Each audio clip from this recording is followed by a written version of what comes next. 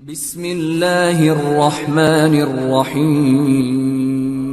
بہت سے لوگوں کا شوق ہے کہ ہمیں قرآن سے دکھائیے جی۔ آج ایک صاحب سامنے آئے ہیں، نہیں معلوم کہ وہ مسلمان ہیں، سنی ہیں، شیعہ ہیں، قادیانی ہیں، کون ہیں۔ ان کا یوٹیوب کے اوپر بہت زیادہ وہ قرآن کھول کے بیٹھے ہوتے ہیں اور قرآن کی آیات سے وہ ان لوگوں کو سمجھا رہے ہیں کہ جو پہلے ہی یہ کہہ چکے ہمیں قرآن کافی ہے۔ بھائی ہم سے بات کرو نا، صلوات پڑھیں ذرا محمد و آل محمد پر۔ اس سے بہتر صلوات نبی کی ذات پہ دیا۔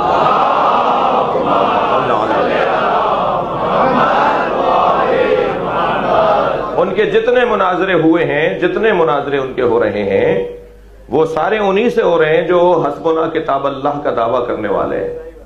ہمیں اللہ کی کتاب کافی ہے۔ تو ہم سے جب بات کریں گے تو ہم تو بہت واضح ہیں اس موضوع کے اندر، ہم خالی کتاب کے تو قائل ہی نہیں ہیں۔ بس موٹی سی بات ہے، وہ کہہ رہے ہیں جی مجھے حدیث نہیں دکھاؤ، مجھے قرآن سے دکھاؤ۔ تو ہم یہی تو پوچھنا چاہتے ہیں، یہ تمہیں کس نے بتایا ہے کہ قرآن ہے؟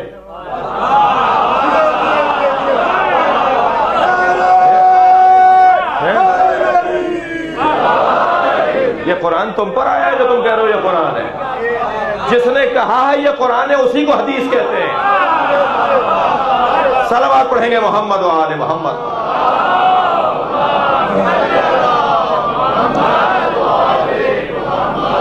بغیر پیغمبر کے ہمیں قرآن نہیں ملے گا۔ اور اسی مزاج کے لوگ کہتے ہیں کہ جی ہمیں قرآن سے دکھایا جائے، قرآن سے دکھایا جائے۔ ہم اپنے بچوں کو سمجھانے کے لیے، میں ان لوگوں پر بات رکھ کر اپنے بچوں کو سمجھانا چاہ رہا ہوں، ہم اپنے جوانوں اور بچوں کو سمجھانا چاہتے ہیں، ہم خالی قرآن اور صرف قرآن کے قائل نہیں ہیں۔ ہم اس بات کے قائل ہی نہیں ہے کہ ہمیں قرآن کافی ہے۔ ہمیں قرآن کافی ہے ہی نہیں۔ الف لام میم ترجمہ لکھا ہوا ہے، الف لام میم، کاف ہا یا عین صاد ترجمہ لکھا ہوا ہے، کاف ہا یا عین صاد۔ تمہیں تو ترجمہ کرنا نہیں آتا، تفسیر کیا کرنا؟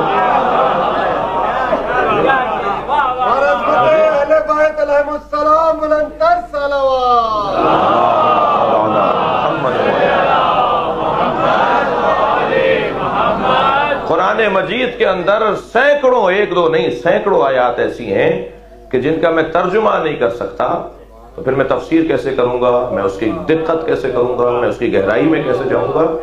لہذا قرآن اکیلا مجھے سمجھنے کے لیے اللہ نے بنایا ہی نہیں ہے۔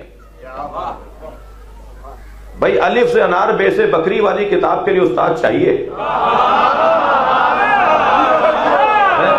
صلوات پڑھ لے ذرا محمد و آل محمد۔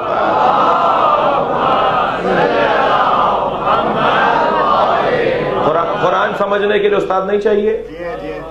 تو ان کو تو پہلا جواب ہمارا وہ جو صاحب ٹی وی پہ بہت آ رہے ہیں، یعنی نیٹ کے اوپر زیادہ ان کا ہے، یوٹیوب پہ، سوشل میڈیا پہ، اور مجھے نہیں سمجھ میں آ رہا کہ میں نے دو چار ان کے مناظرے سنے، مجھے سمجھ میں نہیں آ رہا کہ آگے جا کے قادیانیوں تک بات پہنچے گی یا یہ کوئی اہل سنت کا نیا فرقہ بنے گا۔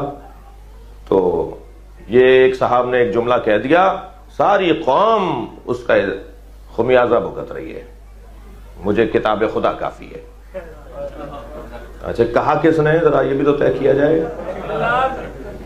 جی۔ یہ جملہ جو ہے وہ اگر مجھے کتاب خدا کافی ہے، یہ جملہ توجہ چاہوں گا، یہ جملہ ویسے ہی معقول نہیں ہے۔ مجھے کتاب خدا کافی ہے، وما آتاکم الرسول فخذوہ، تمہیں جو رسول دے وہ لو، وما نہاکم عنہ فانتہوا، جس سے رسول منع کر دے اس سے رک جاؤ۔ تو خود قرآن نے کہا ہے نا کہ رسول سے جڑے رہو، رسول جو کہیں وہ کرو۔ اس قرآن مجید سے صبح کی 2 رکعت نماز ثابت کیجئے۔ سارے مسلمان صبح کی 2 رکعت نماز پڑھتے ہیں فجر کی، کہیں قرآن میں دکھائیے 2 رکعت نماز ہے فجر کی؟ اسی قرآن سے دکھائیے ظہرین کی 4 رکعت نماز ہے، ظہر کی 4، عصر کی 4، مغرب کی 3، عشاء کی 4، قرآن مجید سے دکھائیے۔ اچھا پھر نماز رکعتوں کا تو دکھا ہی نہیں سکتے، یہ بھی نہیں دکھا سکتے کہ پہلے قیام کرنا ہے یا پہلے رکوع کرنا ہے۔ ہم تو اپنی پسند کا اللہ بھی نہیں مان سکتے۔ بھائی اپنی پسند کے اللہ ماننے والے اس زمانے میں بہت تھے جب نبی نے اللہ منوایا تھا، کہا سب کا انکار کرو، میرے اللہ کو مانو۔